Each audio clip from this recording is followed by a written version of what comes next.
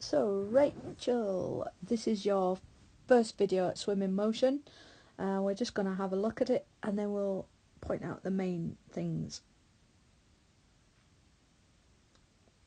It's really nice to meet you the other day, and super that you managed to come to the group as well. Okay, so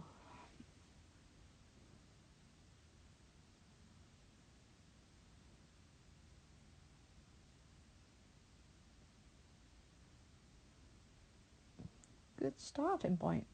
Right, so I think you will be able to see some of the things that we spoke about now. Let's just get you in a position.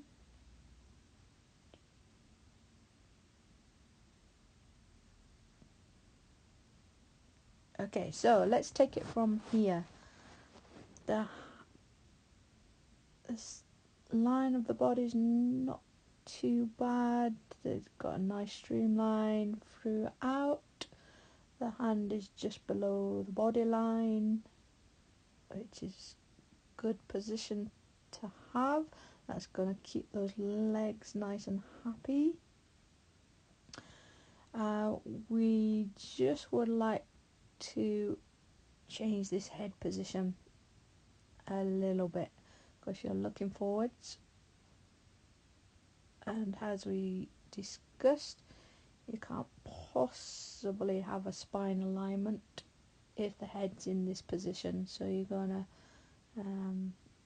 have trouble. And when what we'll see is the head does move quite a lot, so we'd just like you to release the head now. At the moment it's going to be a little bit difficult because you're used to sending your head up and down. I just want you to see this, watch. So it goes right up, almost out of the water.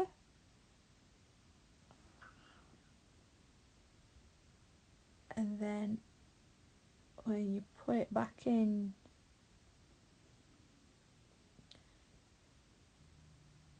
you're popping it up again. So you're coming up on the breath and then up on the non-breath as well. And then look, you dip your head, so you're tucking your chin as you do that spear. And then it's up again and then down again, up it again and down again. So it's going to feel a little bit odd keeping it neutral, but it's going to be so much better. You just got to trust that bobbing your head up and down is just going to take a lot of the efficiency off the stroke. So let's have a look at that again. Can you see how much the head is moving?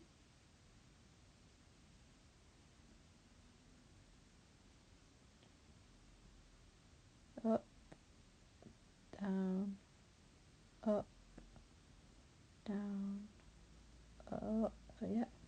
So you kind of look down before you come up.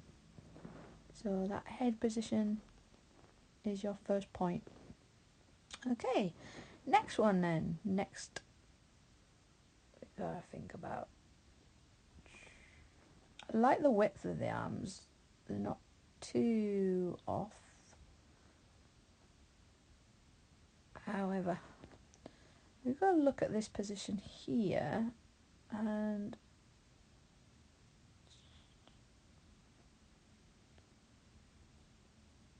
just compare the two catches. And we're only mentioning this because there's a risk of injury just there.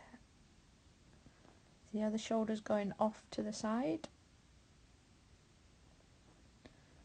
And that's really too wide for that shoulder to deal with. And then what you're doing is you're compensating by coming across that centre line with this arm.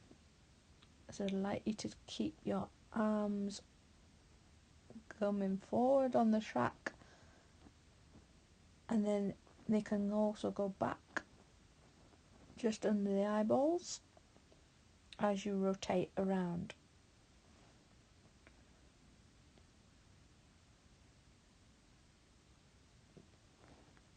Good rotation, nice amount of rotation. I like the amount of rotation in the shoulders. Yeah, lovely, super. I'm just going to rewind it and see how the hips are doing in the rotational sense. Okay, so just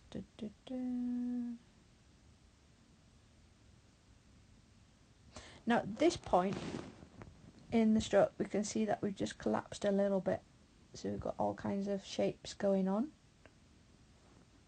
I'm just going to see if I can pinpoint where that happens. Yeah, it's definitely that head. If the head is up, it doesn't allow the body to rotate freely, so it kind of gets stuck.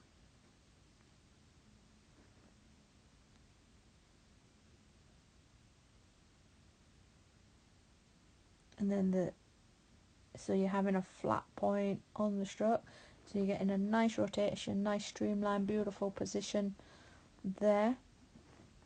And then because you fall flat,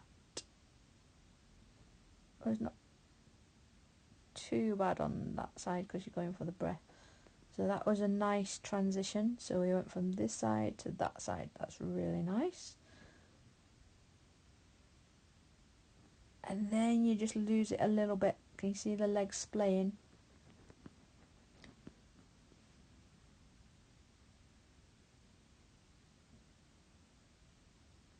And then you definitely go flat here.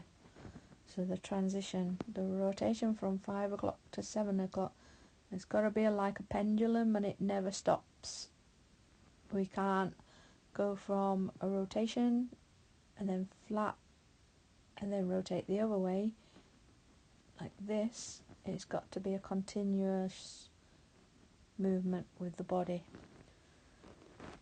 So that's your second point, is the rotation. Make it nice and smooth and try not to have any collapsing. And the way that you're going to do that is you're going to think about these areas here all the way, the frame of the body.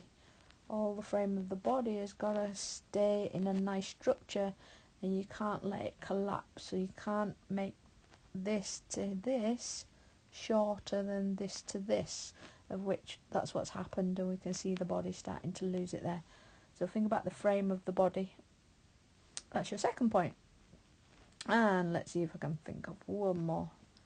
Oh yeah, nice and easy. So the hand that's out, let's just drop the wrists, and then we can just, it would be a little bit low then if you drop the wrist there. So let's think about this. We're gonna bring that side of the body down, and by the time you've dropped your fingers, we don't want the hand too low, so therefore you can just raise that slightly and just think about the anchor on the palm, always facing towards the feet. And that's your third point. Well done. Hope you have fun practicing that, and I'll see you again soon. Well done, Rachel.